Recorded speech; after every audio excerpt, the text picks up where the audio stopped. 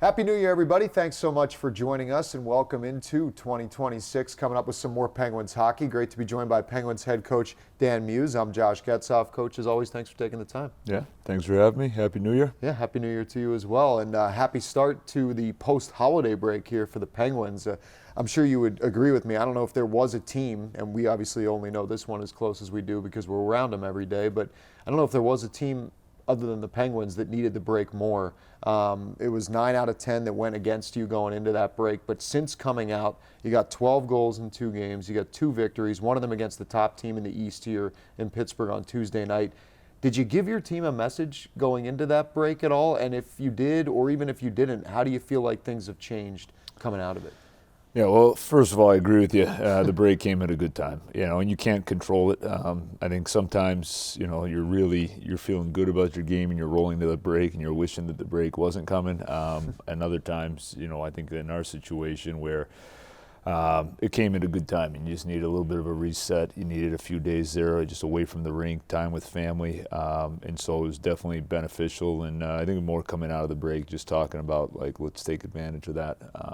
And the group has, I think it's, it goes, I think even our first practice back, which, and you can't control it, but it was nice having a day to just get on the ice and practice, which majority of the teams didn't get. Right.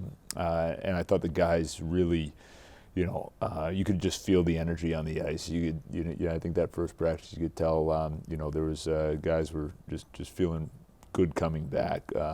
Rejuvenated a little bit there, and so and then we carried that on, I think into that first game against Chicago, which I think we did a lot of good things, but I think we built on that and played even better against Carolina, and so I think that's the goal now, is to just continue building coming off of the break, feeling good about our game, and it's a good start. Well, you mentioned building, obviously a great start in that Chicago game, going up 4-0 in the first period. You just kind of built on that lead as the game went on. And then Tuesday night against Carolina, you go up 3-0. That game extends to 5-0 before the Canes even get on the board. I bring that up because we all remember what happened going into the break with some of those leads that were blown in consecutive games and points that were squandered as a result. I know these are just 2 games and it's a small microscope of the grand total of 82-game season, but do you think that there were some strides made mentally, but also just within the process of the game here with those last 2 games, as far as getting a lead, a big lead, and just building on it as opposed to protecting it? Yeah, I think so. I think having that little bit of a break, I don't know if it's on your mind as much as maybe it would be when you're playing every other day, and that was a little bit of the case there prior to break, is we just let things kind of stack the wrong way. But I think we've throughout the year too, even at the times where games the results weren't going the way we wanted, you got to keep the focus on your process and playing your game, and as I mentioned there after one of the more recent games, you never want to totally change what you're doing, based on the score. I think you have to be, obviously there's awareness. Teams will start to adjust. You saw that against Chicago where, now they're going to suddenly be leaving the zone all the time. They're playing a little bit of a different game. And so now you do have to, adjust accordingly. But at the same time, I think you want the focus to be on, continuing to make plays, continuing to support pucks, continue to advance play, continuing to attack. And then when it's time to defend the right way. And there's going to be, hockey's a game of mistakes. Those are going to happen. You just don't want, shifts to be stacked the wrong way against you. And I think that was a little bit of the case there prior to the break. And I think that's something that, we did a good job of in the last couple of games there with the lead, is, if they do get a scoring chance, well, we're going to come right back and, we're going to get the next one, or we're going to spend the next shift in the offensive zone, and that can help, kind of change the momentum of things a little bit. The road to puck drop begins on Penguins Tonight. A first look at the latest game news, stories from around the league, and so much more. Penguins Tonight, 1 hour before every game on SportsNet Pittsburgh. Presented by Morgan & Morgan. Welcome back. Well, Coach, when it comes to Stuart Skinner, I think it's fair to say he's had a hell of a last couple of weeks. Since getting traded cross-continent from the only team he ever knew in Edmonton to coming here to Pittsburgh, he faces his former team in his first game. That had to have been tough. Then getting acclimated, there's the holidays, the family has to move out here. But on Tuesday night, he goes in goal for you. You make the decision to start him against Carolina, and he turns in a really strong performance. What have you seen as far as just the progression of him getting comfortable here, and what kind of led to the decision to start him against Carolina on Tuesday night? Yeah. Well, in terms of the decision, I mean, we want to keep him going. Coming off of the break, you get both guys playing, one of those first two games coming out, and so, it's, Stu's been doing it at a high level for a long time. You look at his career. You look how far. He was a part of Edmonton going the last couple of years, and he was also prior to coming to us too. He was playing really good hockey in that stretch just prior to the trade, and so. I think anytime there's a change like that, you're coming to a new team. I think for any player, there's an adjustment period. I think with goalies, it's such a unique position that it does become a little different in its own right. And so, he's a competitor. You see that. You've seen that throughout his career. You've seen it every day in practice. You've seen it in the games. And so, I think you can definitely tell that. I think the longer he's been here, the more settled he's been. You see that not just in the games, most recent being the Carolina game, but also in practices. And so, there wasn't a lot of hesitation there getting him back in, and wasn't a lot of surprise there that they had a great game like that. He played really well. And in a game too where. We were scoring at a pretty good rate. He still had to make some big saves, and I think in that Carolina game, it was the saves, but I think it was also the timing of some of those saves too. Just where we were really, maybe really kind of took away from any kind of possible momentum that they might have. Some of the chances that they got, and there were some good ones. He just came up with some really big saves and big times. So he gets the win in that game against Carolina, his first as a Penguin and first real major positive impact since coming on board in that Tristan Jarry trade earlier in December. Another guy who came on board in the offseason is Justin Brazeau, and he's pretty much had a positive impact every game he's played. The only reason he hasn't is because of injuries that kept him out of the lineup for a couple of weeks there. But another goal, and a beautiful goal, in the win against Carolina. He just seems to be scoring at such a high rate. In fact, it's the highest rate of his career already with 12 goals, a new career high. When you look at a guy like that, the frame sticks out. But what do you make of how he's kind of seemed to figure out how his body and his skill set can work in the National Hockey League? Yeah. I mean, you saw, even prior to coming here and getting an opportunity to work together with him, you saw it, coaching against him. It's just like, he's just such a massive human and like just incredible, hands for that size. And it just makes him really unique. I think one of the things that maybe, I've come to realize, and maybe doesn't get noticed as much, is just like the places he puts himself in, and the ability, I think you can even just go off of the last couple of games, just the different types of goals that he's scoring. The obvious, just getting to the net, like driving the net. He does that on a consistent basis, coming into the zone, but then, the ability there to attack from the goal line or out of the corners, and you saw that on his power play goal against Chicago, but you also saw that in some of the scoring chances he had against Carolina, just taking pucks off the wall, out of the corners, protecting pucks and then driving them to the net. And there's not a lot that defenders can do when you got a guy that size and he's got full possession of the puck, in those areas. It's really, really hard to defend. And so, and it's, also, he's scoring the goals, but he's also making plays. You saw it on Mantha's, I believe his second goal there in the Carolina game. Just, he's got the sense and the awareness there of where the options are, of where space is, and the ability to attack it. And so you combine all those things, it's a pretty fun player to work with. Yeah, him and Mantha, you mentioned that give and go was awesome, and those two have seemingly had chemistry since the onset, obviously, of Evgeny Malkin was between them to start the year, but he's sidelined, so Tommy Novak recently has gone in there, and two-parter on that for you. I mean, one, Tommy seems like the confidence is growing by the game, just how he's holding on to pucks and creating space, but what did you feel like when you looked at those two, with Brazeau and Mantha, that how Novak could potentially slot between them and be a a good complement and maybe even a booster to the two of them. Yeah, well, obviously, you see it there with Mantha and Brazeau, going back, even to training camp, them spending a good chunk of time together. And I think Tommy's been playing at a really high level. He's got the versatility where he's done it there playing on the wing, but also, we knew he can do it in the middle as well. And so, I think he came in there. I think one of the things that that makes Tommy the player that he is just his ability to hold on to pucks and his ability to attack open space.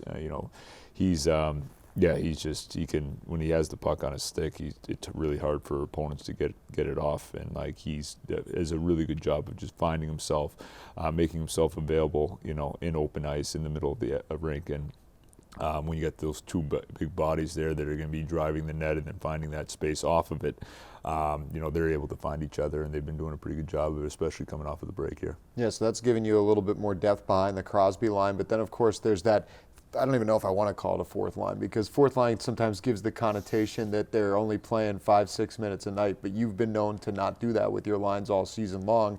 And the line of Lizotte, Acciari, and Dewar has been arguably one of your most important lines since opening night of the season. They're back as of Sunday in Chicago, when Lizotte returned from injury and missed 9 games. When you put them together in the beginning of the year, did you anticipate them having this kind of an impact? Just seemingly, I've noticed, for example, you guys score a goal, they're usually the next line over the boards to keep the energy rolling, and they do generally do that more times than not. Yeah, no, and they've earned it. So when you put something together, you take a look at something, there's always an idea, hope that it's going to work, and sometimes it does. Sometimes maybe it doesn't click right away. These guys, I think they clicked very early on, and so I think it's they're able to just provide a lot of different things that are important for a team to have success. I think they're a line that there's a strong trust in that they can play against any team's top line, and so when you have that can allow for some of your other lines to not have to be playing against as tough of a matchup. They're a line that they've really done an incredible job this year of, they get a lot of D-zone starts, and their shifts are typically ending in the offensive zone, which is either you're creating offense or you're now setting up that next shift. And you'll see them too, they'll get in the zone and they'll start working it, and then a lot of times too, they have they'll get the changes too. So now they're setting up their teammates, they're setting up that next line. So rather than them starting maybe on the defensive side of the puck, that next group is starting with possession against a tired line, and that's something that, it's good hockey. It's massive for a team to have success, and they're doing it on a very consistent basis. And then just their ability to create, you see it, even in the previous 2 games, a high number of scoring chances that they're creating. They get to the net.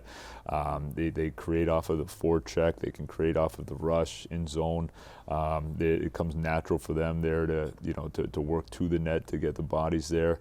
And then it's just the second and third efforts that they have on pucks to extend plays. That's something that, when you're that hard to play against, I feel like, they're constantly, generating momentum for our team just with their work.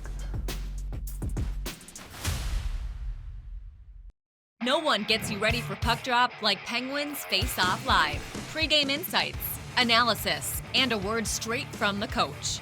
Penguins Face Off Live before every game on SportsNet Pittsburgh. Presented by Highmark Blue Cross Blue Shield.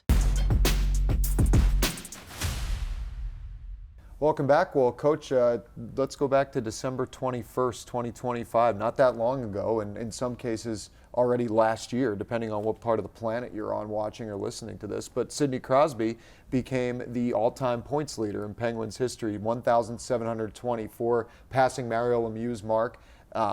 First of all, to be on the bench and see that firsthand and witness history for an organization like the Penguins involving 2 players like that, what was your perspective on all of it? No, I think it was incredible.